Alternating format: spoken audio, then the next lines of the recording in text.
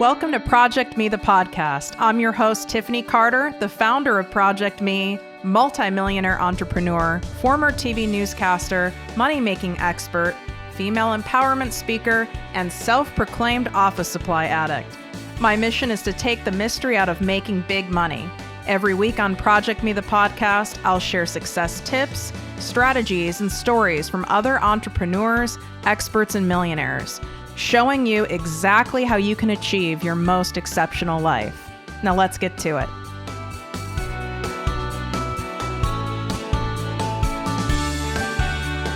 Exciting announcement for all of my listeners. I've officially opened my exclusive group, the ProjectME Passive Income Posse, to the public. This group is by application only, so we can keep the group high vibe and spend our time, energy, and expertise only helping those of you who truly want massive success and impact. You get live weekly trainings from me, special guest coaches, and direct access to me and my business partner for all of your questions. To learn more and apply, go to projectmewithtiffany.com, click on Work With Me, and select ProjectME Posse. And of course, any questions, feel free to DM me at ProjectME with Tiffany.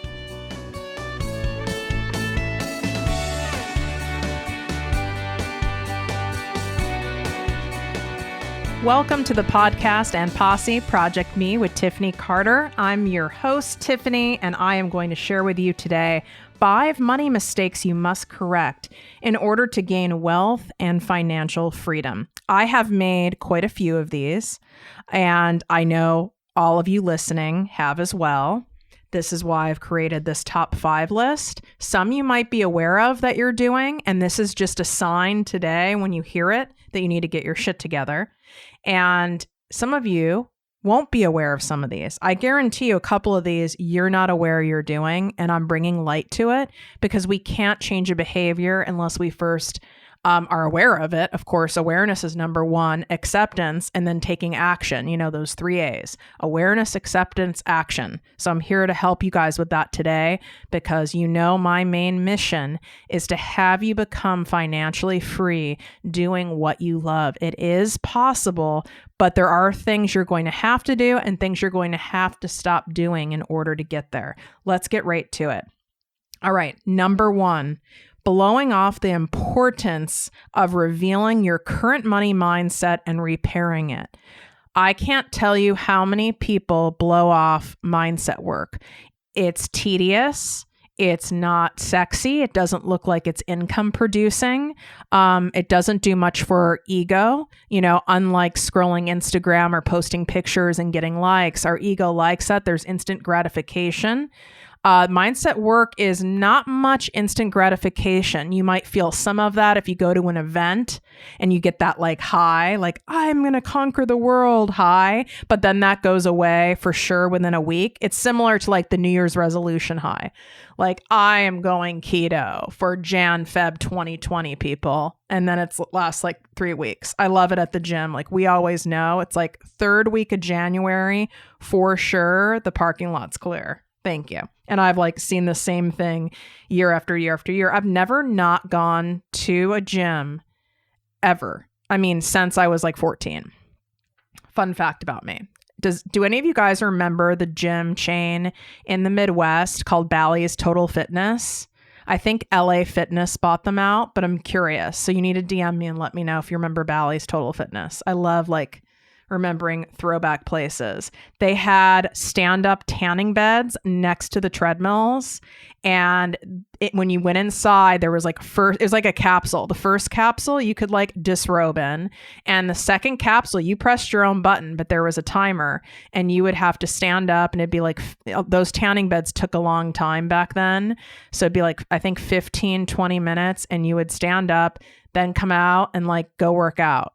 I mean, thank you, all the sun damage I have to consistently peel off myself. Just curious. Okay. So blowing off the importance of this mindset stuff is it's going to be your kryptonite without a doubt. You need to do work, whether it is with me, whether it is someone else who specializes in this, that has a life that you definitely would love to have or something similar. You can start by reading, Happy Pocket Full of Money. I have quite a few other book recommendations that are good starting points that you can even get used on Amazon for like $1. So just DM me at ProjectME with Tiffany, and I'll give you guys those. I don't want to take up time on that right now. But you need to first see where you're at. So go back to that awareness, acceptance, action that I told you guys. Awareness is being aware. And you might think you're aware on the surface of all of your money noise and everything, but I guarantee you're not, because anyone who I start even asking my questions to, they always have a revelation. So you need to see where you're currently at, accept it, and then take action in order to repair that. And it takes consistency and time. I work on my money mindset every single day. And you know why? Because it's the number one thing that pays off. It's just not as obvious of a payoff, but it will be. So that's number one. Number two is disrespecting cash. This is a big deal. A lot of you guys know that I teach manifestation. I practice manifestation, law of attraction. I have been doing this for 15 years. Even before the movie The Secret came out. I mean, the book The Secret was out, but I've been doing it for that long and have read God knows how many books, worked with an actual law of attraction, like considered guru out here in LA for many years, invested a lot in one-on-one coaching with him, because I knew that mine was broken, right? I knew my money mindset was broken and I needed to work on it. So I went down that manifestation path. But where I'm going with this is disrespecting money is one of the fastest ways that the universe is not going to give you more, by the way. You disrespect cash, you don't honor the cash that you have, well, guess what? You're certainly not going to get more. Now, it might not be obvious to you, like, well, no, I still get my paycheck and I'm still making money. Well, there's a lot more money you could be making if you were honoring the money that you currently have versus disrespecting it. Here's a couple ways how that looks. How many times have you seen, a couple pennies on the ground in a parking lot, and you've not even taken the time to pick them up because they're just pennies? Nope. Disrespecting money. You pick up those pennies. Now, if they're like stuck in dog poo, let it go. But that's one way that's disrespecting money. You don't have to keep those pennies. You can go like donate them and put them in a tip jar or whatever. But that's one way of disrespecting money. Another way of disrespecting money is by misspending on just, I know a lot of people, I've heard them say, I've never understood this because I've never been like this, like money burns a hole in my pocket. Like the second I get it, I'm like uneasy and I have to spend it. I mean, I get it now because I teach money mindset and I understand where that comes from on a deeper level. But if you're someone who does that and you're the person where when it's payday. I mean, if when it's payday, I'm already concerned. There's already something going on, right? Because why are we so up against payday? I don't like that. That means there's already an issue.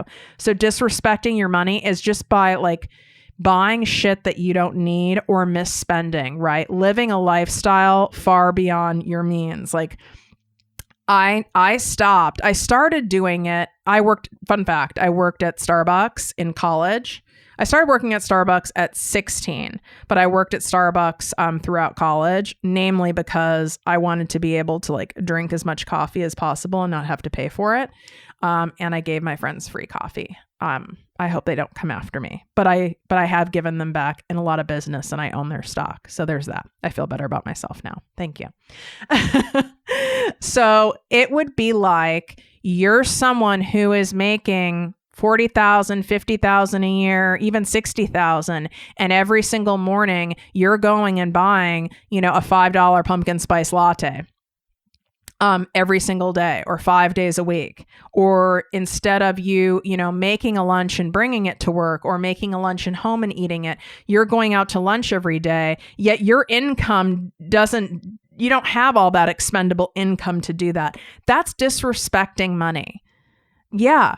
I know you want that damn Starbucks latte. That doesn't mean you don't like treat yourself to it, but you've got to be real where it's at. Respect that money that you've earned. Respect that energy and currency of money. Another major way that I see people disrespecting money is not paying your bills on time. It makes my skin crawl when I see people do this. My fiance even does this, and I have to try my best to not go crazy over it. It really bothers me. It's so disrespectful. We all want to be paid on time, whether you're an employee or an entrepreneur. If we want to be paid on time, if someone borrows money from us, we want to be paid back, in a reasonable time frame. Especially those of you listening who are business owners on any level, whether you already have 7-figure businesses, 6-figure businesses, all of you know what it's like to have delayed payment or someone to try to not pay or someone not pay you. You better believe all that has happened and then some in my other business in dealing with corporate America, because they can play a lot of games with paying you, especially when you're dealing with, big monthly payments. Like, we get $30,000 months and $100,000 months and things like that. So if you want people to pay you on time and respect you, you better damn well be paying your bills on time. Whether that means you have to set alerts in your phone, you have to do auto payments. I know, some companies or like smaller services, cleaning people, yard people, that kind of stuff, they don't usually have auto pay. I think you can even, to see what you can do, you can set up an auto PayPal with them. You need to figure something out. It is so disrespectful that I'm not even shocked when it comes back to bite you. And in fact, it's biting you now. You just might not know it. You might not be getting a salary increase at work or as high of a bonus, or your sales are a little low, or not that many people are buying your course or your ebook, and you don't know why. I'm telling you, this is energetically one of the biggest reasons why. Why would the universe give you more of something you're not respecting yourself? There you go. That's said with love, but it has to be said in order for me to help you guys. I can't just dance around it. I've got to get right to it. All right. Number 3, accumulating bad debt versus good debt. Not all debt is bad. I just did a really cool, I made my own little good debt, bad debt graphic on my Instagram stories at ProjectME with Tiffany. And there is a lot of good debt to be had. Bad debt, you just want another TV because now there's, what are they called? 5K TVs, and they look really cool and they're pushing them all because Christmas apparently starts in the summer. You want to buy some elaborate Halloween costume for a party you're going, but you're not someone who has a ton of expendable income, so you put it on your credit card. Well, now that $150 Halloween costume that you got because it's fun, you want to, be the talk of the party, whatever, you want to make your kids laugh. Now that $150 costume is going to end up being like a $500 costume when you add in all of the charges and the interest rates on credit cards. So that's what I mean by bad debt. Like, no one thinks you're cooler or more successful because you have a Louis Vuitton or Gucci bag. I get it. When you don't have one, you want to have something like that, whether it's a watch, a car, a bag. It'll come. I'm more interested of what's in your damn bag. Like, if you have a bag that's a no-name brand, that's a, nice looking bag, you got a discount store and it's like a $50 bag, wouldn't you rather have the extra $2,000, $3,000 in the bag? I would. Believe me, I didn't have my first pair of designer jeans until I was making 6 figures. I know. In fact, someone gave them to me as a gift. 2 of my friends pulled their money together and gave them to me as a birthday or Christmas present because I wouldn't buy designer jeans. I'm like, no, I don't need that shit and it's not worth it. So take a look at your debt. Now you could be like, Tiffany, I'm already in so much debt. I screwed myself. We can't go backwards. All you can do is, okay, I'm not going to do this anymore. What I mean by good debt is debt that's going to end up making you money. I went into good debt in order to start ProjectME. hired a top branding company for my pictures, graphics, got my website done, podcast equipment, a producer. I went to several events strategically. My coach, that's good debt. It's money that's going to for sure pay off, and it's giving you, a great asset, intellectual property, or a skill that you can make money on from years to come. I'm okay with that. So we need to get that together. All right. Number 4, saving money is making money. A lot of people are blown away when I say this. So like, what do you mean? I think there's an old saying like a penny saved is a penny earned. Abso-freaking-lutely.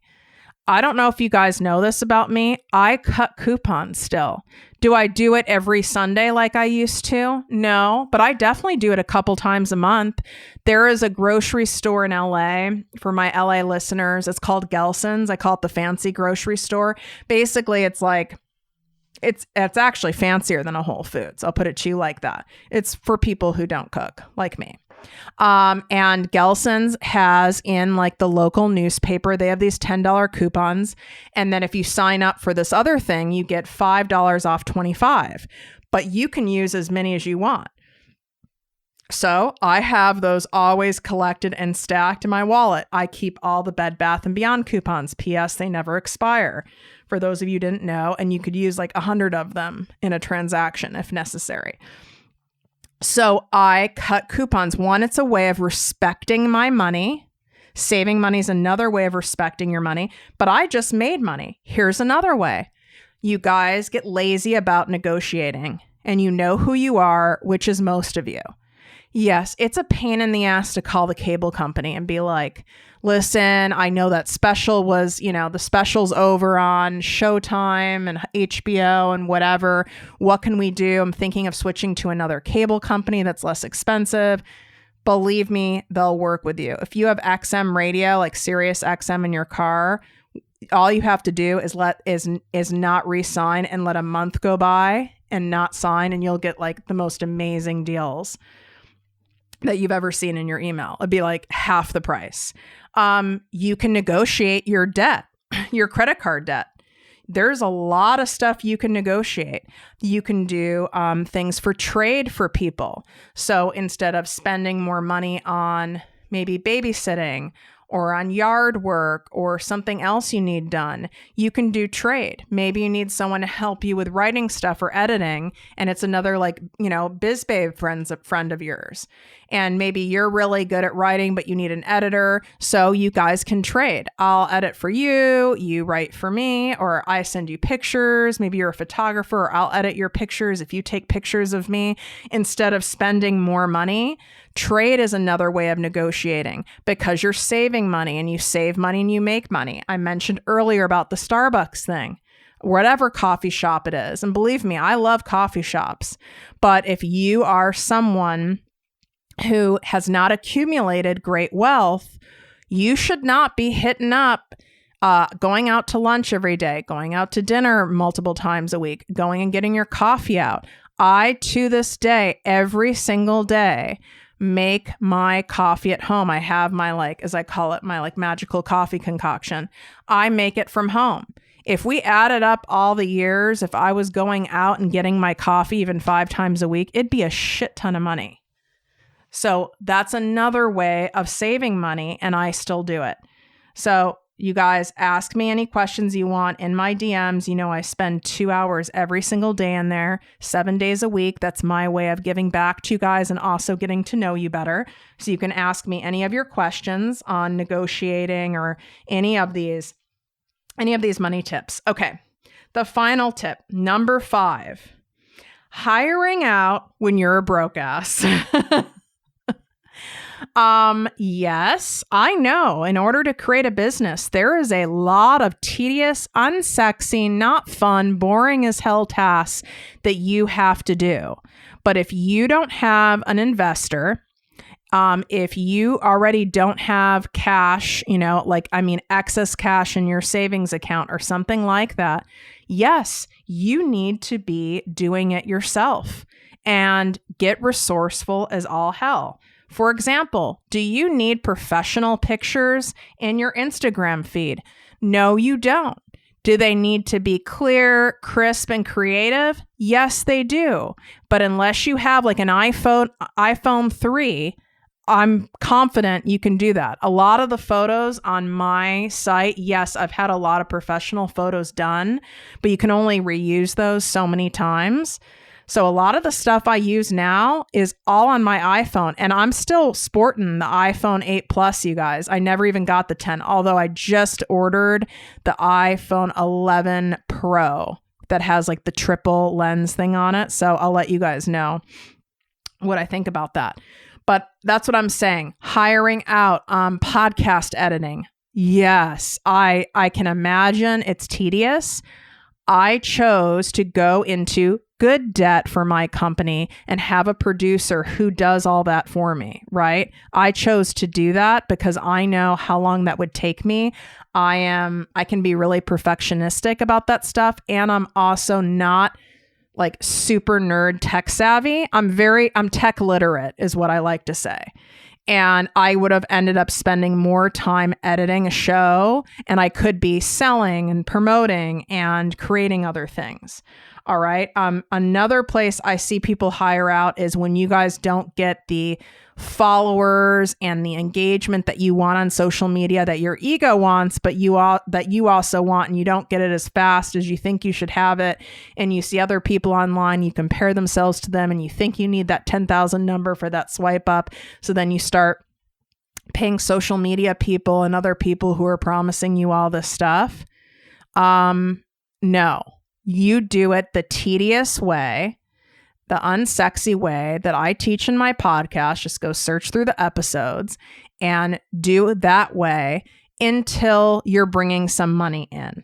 If you really want to do that because that's worth it to you and you want to go into the good debt over it, just know you're going to need to make that up somewhere else. I didn't go with ProjectME with Tiffany and hire out everything. Would I love to have hired out everything and just sat back and like been, just this visionary? Of course. And if we want to be technical, I had the money to be my own investor and do that. But then I would have made ProjectME with Tiffany Carter in the red completely for a year or a year and a half. And mama don't like that. That's not good for our money mindset. I wanted to make sure that I was profitable as fast as possible. In order to do that, I can't outsource everything in the beginning. Even though I have the money to, it doesn't matter. That's still going into debt for your company. So you can't be hiring out every single thing when you're a broke ass. You've got to be putting it in yourself. I hear a lot of people for videos and stuff like that. Oh, I should get like an editor and get someone off Upwork and have someone edit this.